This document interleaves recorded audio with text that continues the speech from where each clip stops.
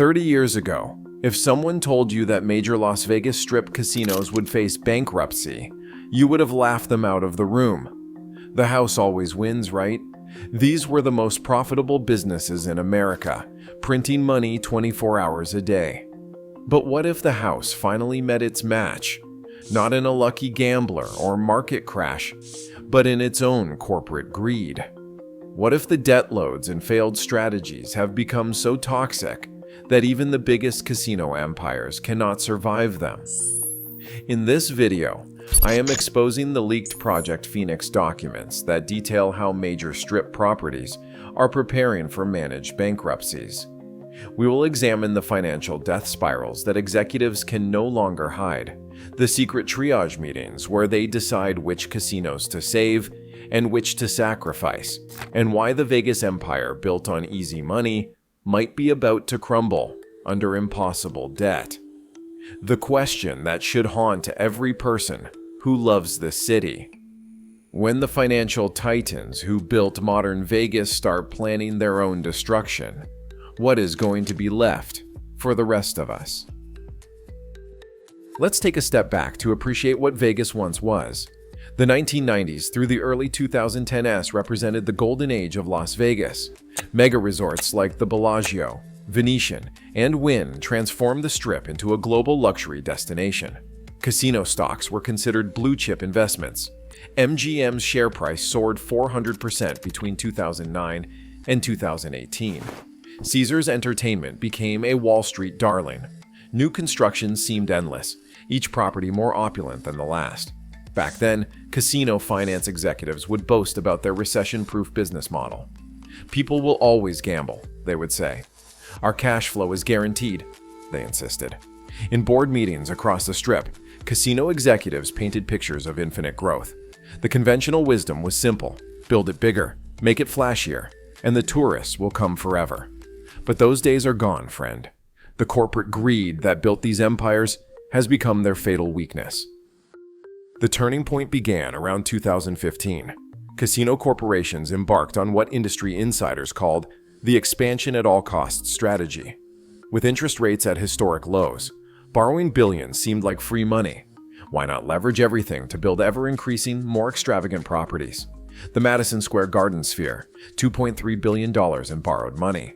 The revived Fontainebleau, $3.7 billion in loans.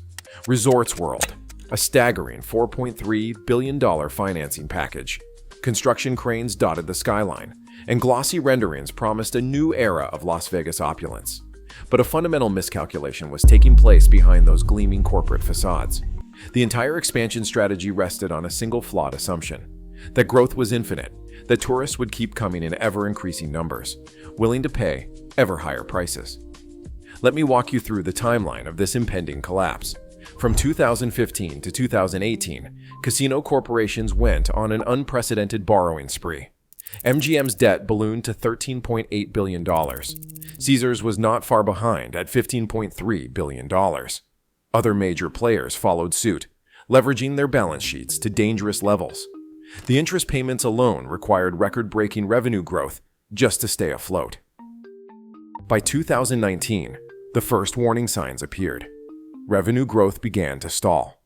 The promised flood of high-rolling Asian gamblers did not materialize as predicted. Luxury shopping revenue plateaued, but the debt service payments continued relentlessly. From 2020 to 2022, the pandemic devastated cash flows as properties sat empty for months. Emergency loans and credit lines became lifelines. The industry borrowed even more against future earnings, digging the hole deeper. From 2023 to 2024, the knockout punch arrived. Interest rate increases. What had been manageable debt service at near zero interest rates became crushing burdens at 5.5%. Properties with variable rate loans saw their monthly payments double, then triple. Which brings us to 2025, and the leaked Project Phoenix documents that landed on my desk 3 weeks ago. These confidential files detail what casino executives won't tell you. At least 5 major Strip properties are now in what is called the bankruptcy preparation phase. The documents outline a coordinated strategy for managed collapse, sacrificing certain properties to bankruptcy while trying to shield parent companies from total destruction. Let me show you the hard numbers that make this inevitable. MGM currently has $13.8 billion in debt, against $14.2 billion in annual revenue. That might sound sustainable, until you realize their debt service now consumes over 40% of that revenue. Caesars' position is even worse. Caesars has $15.3 billion in debt, against only $11.5 billion in revenue. Their interest payments exceed their operational profits by nearly $800 million annually. Credit rating agencies have already started downgrades. 4 major strip properties were reduced to junk status in the past 6 months. Bond markets are pricing in default, with some casino bonds trading at 60 cents on the dollar. A clear signal that investors expect bankruptcy. I have obtained emergency cost-cutting memos from inside 3 major casino groups. They detailed desperate measures: unannounced layoffs disguised as reorganization, service reductions branded as streamlining the guest experience, and facility closures masked as renovations. One internal document explicitly states, "Cash conservation is now our only priority. All non-essential expenditures are frozen until further notice." 4 factors are making this situation worse by the day. First, the interest rate shock. When these casino empires borrowed billions, they did so assuming near-zero interest rates would continue indefinitely. The Federal Reserve raised rates from 0.25% to 5.5%, and those increases have multiplied debt service costs beyond sustainable levels. Second, revenue decline. Strip visitation is down 35% from 2019 peaks. The post-pandemic tourism surge everyone counted on never fully materialized, and what did return came with lower spending per visitor. Third, massive construction projects have become debt bombs. The Sphere, for example, is reportedly losing millions monthly while carrying billions in debt. Interest payments alone require 95% capacity at premium prices, a mathematical impossibility given current attendance trends. Fourth, corporate leverage addiction. Casino executives became dependent on cheap debt to fuel growth. They borrowed against inflated asset values that have since evaporated. The Venetian at Las Vegas Sands was valued at $6.25 billion during its 2021 sale. Today, comparable properties would struggle to fetch half that price. But do not take my word for it. Let us listen to what casino executives themselves are saying behind closed doors. The most damning evidence comes from leaked Project Phoenix audio recordings from a private meeting at one of the Strip's most iconic properties. Here is a brief excerpt. "We need to strategically sacrifice weaker properties to save the profitable ones. The board has authorized us to prepare for Chapter 11 filings at the 3 underperforming locations while we shield the flagship property through corporate restructuring.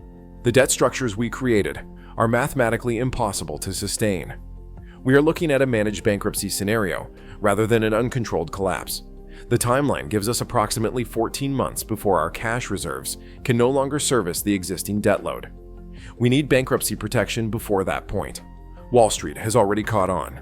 Analyst reports from Goldman Sachs and Morgan Stanley have issued sell ratings on major casino stocks. One report bluntly stated that the debt servicing capabilities of major strip properties appear fundamentally compromised under current revenue projections. The bond market is even more pessimistic. Casino debt is trading at deeply distressed levels, with yield spreads indicating a high default probability within 18 months. Local business owners confirm the trouble. A restaurant supplier who has worked with strip properties for 20 years told me that 3 major casinos have extended payment terms from 30 days to 90 days. One has not paid invoices since March. That has never happened before, not even during the 2008 crash. Employee whistleblowers are coming forward too. A manager at one of the Strip's luxury resorts shared internal memos about energy conservation that actually mandate turning off escalators, reducing air conditioning, and eliminating complimentary services to preserve cash. What we are witnessing is not just isolated business failures. It is a systemic industry collapse that threatens the entire economic foundation of Las Vegas. Casino executives created this crisis with a too-big-to-fail mentality. They borrowed assuming that if things went south, the government would step in with bailouts. After all, Vegas is too important to America's tourism economy. This creates a devastating domino effect. When these properties declare bankruptcy, Over 50,000 jobs are directly at risk, but that is just the beginning. Supplier bankruptcies will follow, destroying thousands more jobs. Property values citywide will plummet as foreclosures spike. The tax base will erode, undermining public services. Perhaps the most overlooked aspect is pension fund devastation. Casino worker retirement funds hold billions in casino bonds. When these bonds default, retirement savings vanish. I've calculated that approximately 200,000 current and former casino employees have pension exposure to the debt crisis. The real truth that casinos will not admit is simple. Bankruptcy is not just likely, it is mathematically inevitable. Their current debt loads cannot be serviced with declining revenue in a high-interest rate environment. The numbers do not lie. Project Phoenix is not a rescue plan, it is damage control.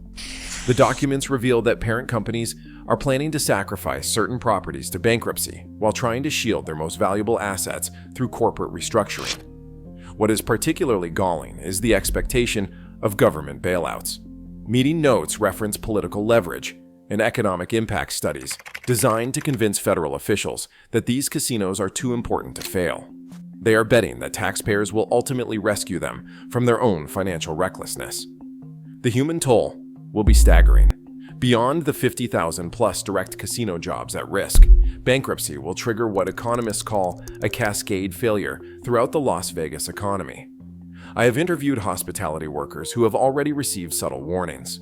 A cocktail server at a major strip property told me that management has been telling staff to prepare for changes and be flexible. They are reducing hours while claiming it is just seasonal adjustment. Staff say they have never seen cuts like this before. A casino floor supervisor said they have eliminated all overtime, frozen hiring, and stopped replacing equipment. The carpet in the high-limit room is literally held together with duct tape because management will not approve replacement costs. Pension fund collapse will affect far more people than just current employees. The 200,000 plus retirees who depend on casino company pension payouts face potential benefit reductions of 40 to 60%. According to financial analysts who have reviewed the funding structures. The supplier chain bankruptcy will destroy the local Vegas economy beyond the Strip. From food distributors to cleaning services, thousands of local businesses depend on casino contracts. When those payments stop, these companies fold. Property value collapse is already beginning in neighborhoods near struggling properties. Housing experts project a 30 to 35% decline in Las Vegas real estate values if major strip bankruptcies materialize. Perhaps most devastating is the long-term destruction of Las Vegas as a premier tourism destination. When properties enter bankruptcy, maintenance declines, service quality plummets, and the guest experience deteriorates. The city's reputation suffers, creating a downward spiral that can take decades to reverse. Is there a solution? Yes, but it requires immediate action. First, federal intervention is needed before total collapse. A structured debt relief program could allow properties to restructure without devastating the local economy. This is not about bailouts for executives. It is about preventing an economic catastrophe for hundreds of thousands of workers. Second, corporate accountability must be part of any solution.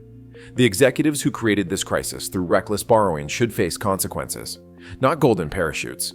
Bankruptcy proceedings should include clawback provisions for executive compensation. Third, economic diversification has become essential. Las Vegas must reduce its dependence on casino gambling.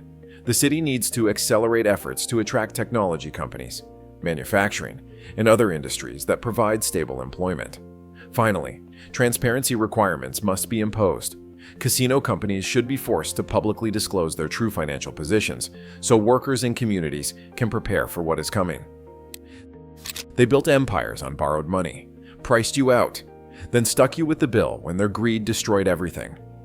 Your city, your jobs, your retirement, all sacrificed for their corporate mistakes.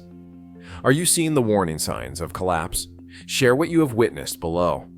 Hit like if you feel abandoned by these financial vampires, and subscribe because we are the only ones warning you what is really coming.